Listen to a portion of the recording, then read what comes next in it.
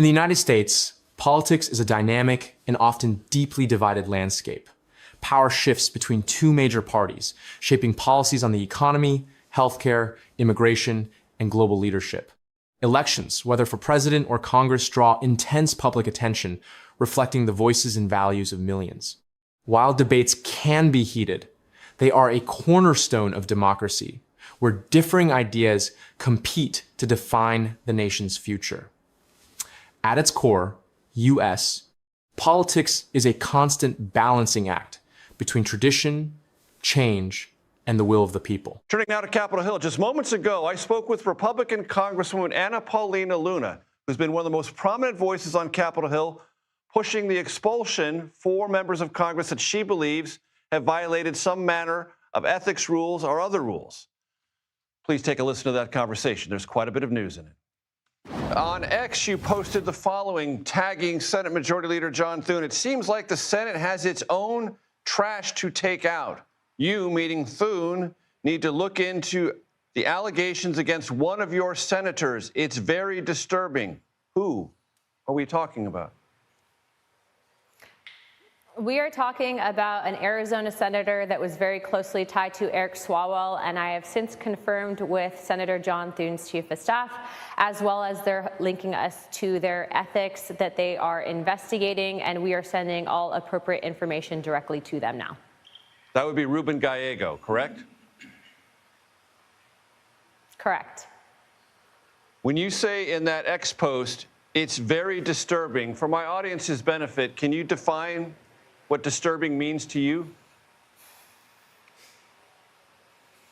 Well, without, I guess, getting too graphic, there is a woman that allegedly is coming forward with attorneys, wants to go on record about an incident that occurred between the two of them at the same time, and the event was sexual in nature, allegedly. But it's not just that. There's also two, apparently, issues of campaign finance violations.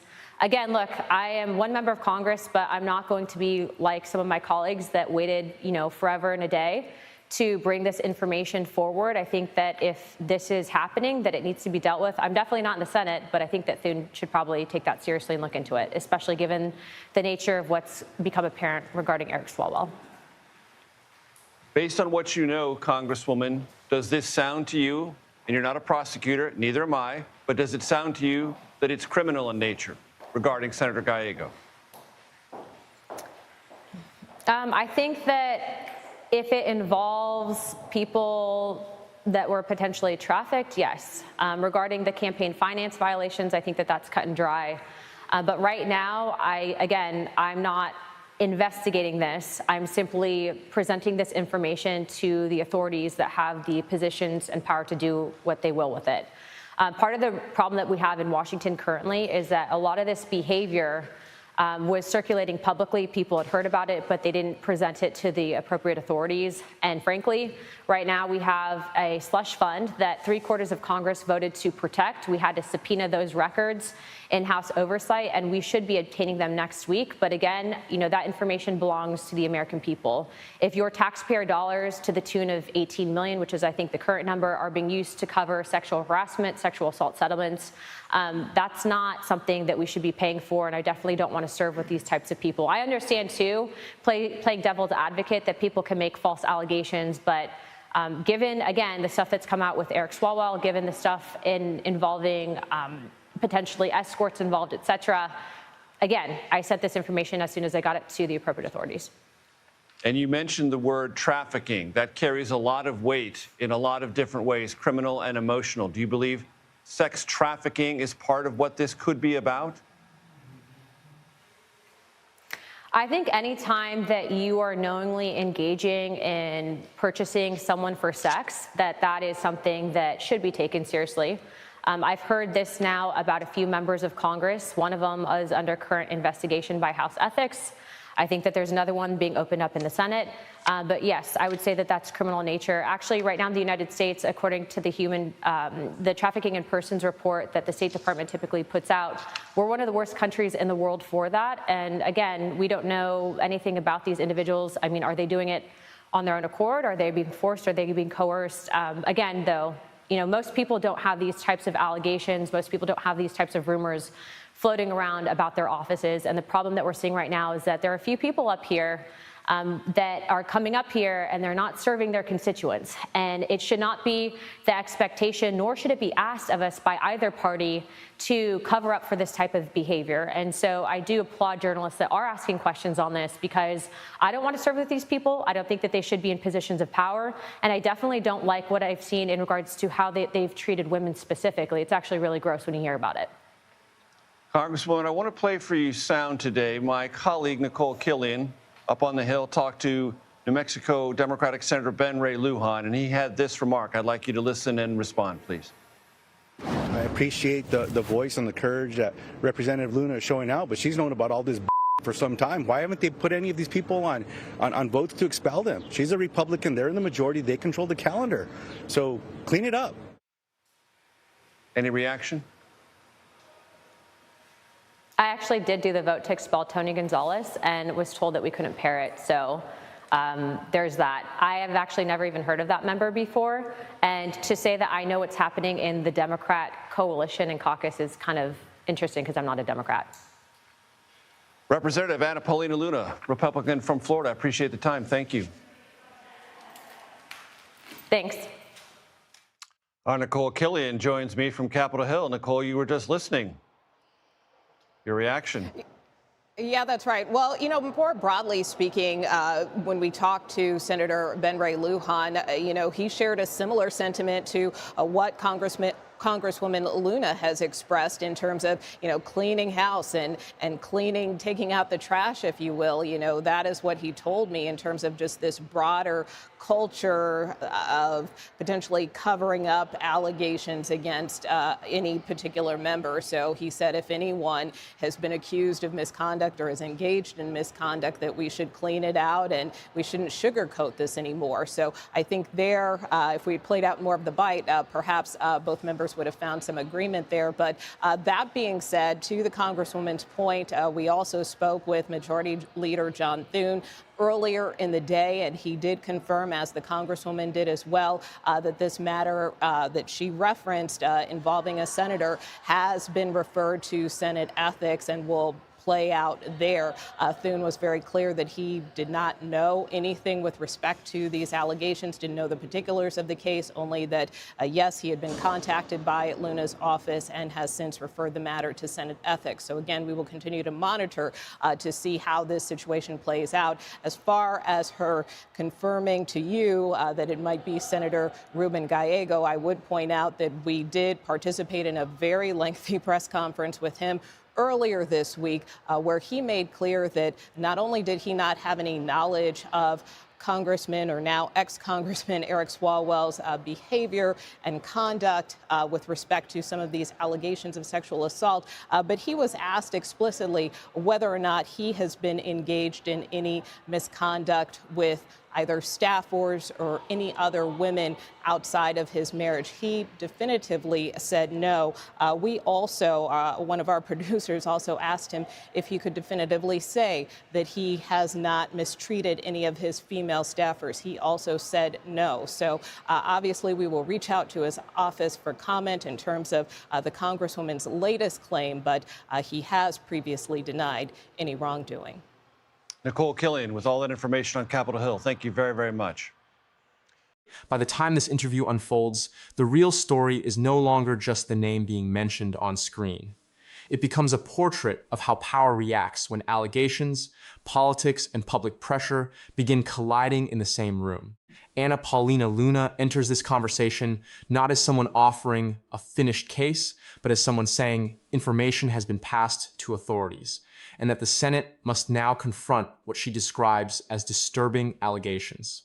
That distinction matters, because in moments like this, the tension does not come only from what is being alleged. It comes from what institutions do next.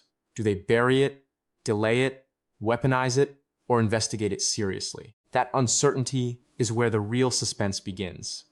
What gives this clip its documentary weight is the atmosphere around the accusation.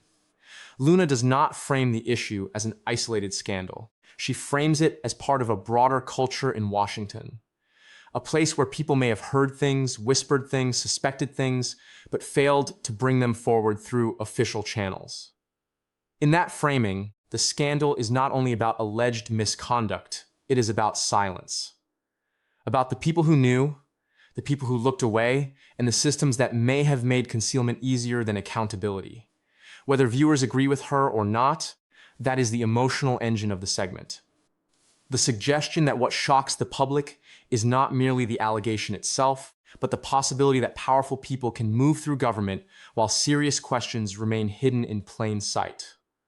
But every serious documentary narrative needs a second force pulling against the first. And here, that force is denial and due process. CBS notes that Senator Ruben Gallego has denied wrongdoing, and his side has pushed back against these accusations. That is crucial, because the story cannot honestly be told as a conviction before any verified outcome exists. This is where the tension becomes more complex and more compelling.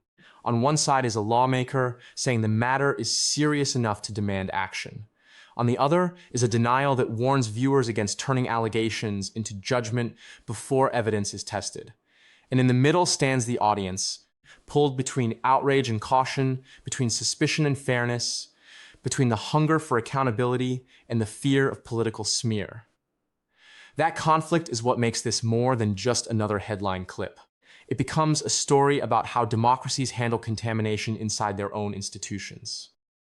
Luna broadens the conversation even further when she references taxpayer money, settlements, and what she sees as a culture of protection around misconduct in Congress.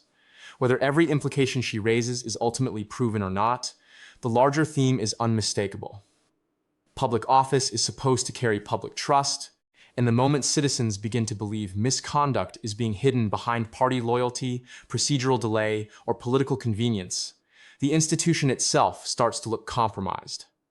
In that sense, the interview is not only accusing an individual, it is questioning whether Congress has become too comfortable protecting itself.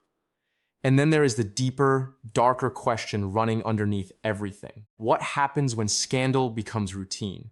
When words like ethics, misconduct, investigation, and cover-up no longer sound exceptional, but familiar. That is when a republic begins to face a different kind of danger. Not only the wrongdoing itself, but the public exhaustion that follows it. The feeling that every new allegation is just another episode in a system already seen as morally numb. That may be the most powerful documentary angle in this story. Because what is at stake here is not simply whether one accusation is true or false. It is whether the public still believes the truth can be found at all once politics gets hold of it. Even the language in the segment reflects that decay. Phrases like trash to take out and clean house are not the language of calm institutional confidence. They are the language of a government under moral stress. A place where lawmakers and journalists alike seem to be circling the same uncomfortable conclusion. If there are credible accusations, they must be investigated. If there is innocence, it must be clearly established. And if there is a culture of concealment, it is the culture itself that becomes the scandal. That is why the ethics referral matters so much in this story.